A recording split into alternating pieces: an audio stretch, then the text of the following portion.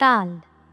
তাল বলতে অনেকের তালের বড়ার কথা মাথায় আসলেও আজ কিন্তু সেই নিয়ে কথা বলবো না, বরং আজ কথা বলবো সঙ্গীতে ব্যবহৃত তালের কথা। আচ্ছা, বলতে পারেন এই তাল আসলে কি, যাকে সঙ্গীতে এতটা গুরুত্ব দেওয়া হয়? খুব সহজ কথায় বলতে গেলে এই তাল হলো সঙ্গীতে ব্যবহৃত সময়ের গরিষ্ঠ একক, আর মাত্রা হলো সেই তালেরই লঘিষ্ঠ একক।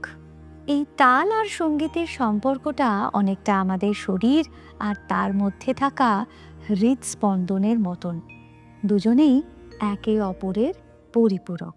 নমস্কার, আমি অদিতি মুন্সি।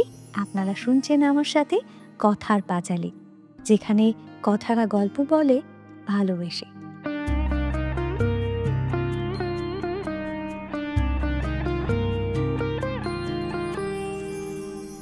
তালের উৎপত্তি বিষয়ে আমাদের দেশে নানা মতবাদ রয়েছে, যেগুলোকে দুটো ভাগে ভাগ করা যায়।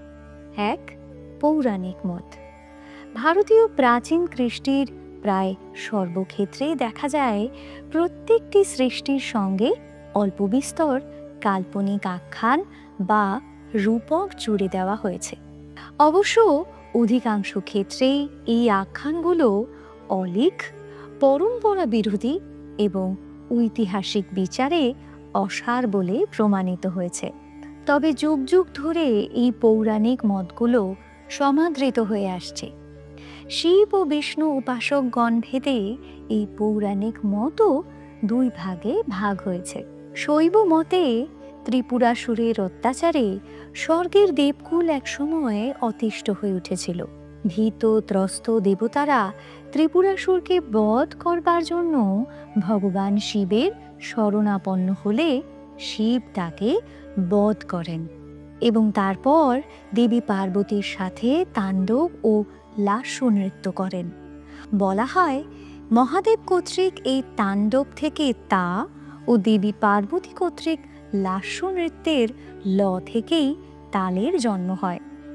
আবার কেউ কেউ মনে করেন ভগবান শিবের পঞ্চমুখ থেকে 4টি বেদ ও আগম শাস্ত্রের উৎপত্তি হয়েছে।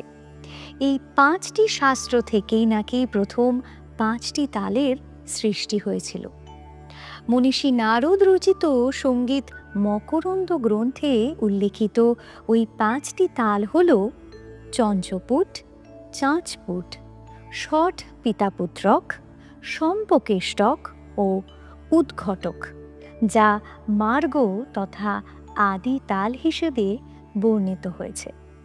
অপরদিকে বৈষ্ণব মতে ভগবান শ্রীকৃষ্ণ যখন বৃন্দাবনে ভক্ত মনোবাসনা পূরণের জন্য রাসলীলা করছিলেন, তখন গোপিনীদের সাথে নৃত্যের সময়ই অসংখ্য তালের সৃষ্টি হয়েছিল।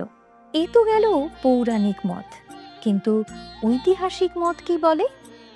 ঐতিহাসিক মতে, মানে সঙ্গীত গবেষকদের সিদ্ধান্ত অনুসারে, যে প্রাচীন সুসভ্য দেশের অভিজাত সঙ্গীত হল সেই দেশেরই আদি উপজাতীয় গীতবাদ্য ও নৃত্যের ক্রমিক বিবর্তিত রূপ।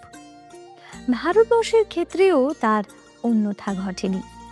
অতি প্রাচীনকালে ভারতবর্ষের আদি মনুষ্য সমাজে গীত, বাদ্য, নৃত্যে তাল নামক কোনো সাংগীতিক উপাদানের অস্তিত্ব ছিল না। যা ছিল তা হলো শুধুমাত্র গীত ছন্দ। আদিম উপজাতীয় মানুষেরা সরল গীত ছন্দকে প্রকাশ করত তালির সাহায্যে অথবা কাষ্ঠদণ্ড আঘাতের মাধ্যমে। সেই জন্য সেই ছন্দ ছিল সরল ও সমগতি বিশিষ্ট। এই একঘেয়েমি থেকে মুক্তি পাওয়ার জন্য বিবর্তনের সাথে সাথে তালের গতি ছন্দেরও পরিবর্তন হতে থাকে। পৌরাণিক যুগে ভারতের প্রাচীন গন্ধর্ব জাতি একদিকে যেমন বৈদিক কাব্যছন্দ ও লৌকিক গতিছন্দের সংমিশ্রণে সৃষ্টি করেছিলেন গান্ধর্ব বা মার্গতাল, তেমনি লৌকিক সঙ্গীতের জ্ঞানীগণ লোকতালকে অবলম্বন করে গন্ধর্ব ছন্দ শাস্ত্রের সংমিশ্রণে সৃষ্টি করেছিল অভিজাত দেশি তাল বা আঞ্চলিক তাল। এই অভিজাত দেশি তালগুলো প্রাচীন গীত বাদ্য নৃত্যে ব্যবহৃত হতো, যা বহু পরবর্তীকালে হিন্দুস্থানি ও কর্ণাটকী তালে রূপান্তরিত হয়। ভারতীয় সঙ্গীতের এই ধারা এতটাই দীর্ঘ যে তাকে সম্পূর্ণরূপে ব্যাখ্যা করা আমার সাধ্যের বাইরে। তবে চেষ্টা করি যতটা পরবর্তী প্রজন্মের কাছে পৌঁছে দেওয়া যায়, কারণ যে ইতিহাস আমাদের উৎস, আমাদের পরিচয়, তার অন্তত কিছুটা আমাদের সকলের জানা প্রয়োজন। তাই আমার অনুরোধ, আপনারাও যদি এই বিষয়ে কিছু জেনে থাকেন তাহলে জানাবেন আমাদের। একসাথে শেখাই আমাদের লক্ষ্য। গত পর্বের আমাদের সঠিক উত্তরদাতারা হলেন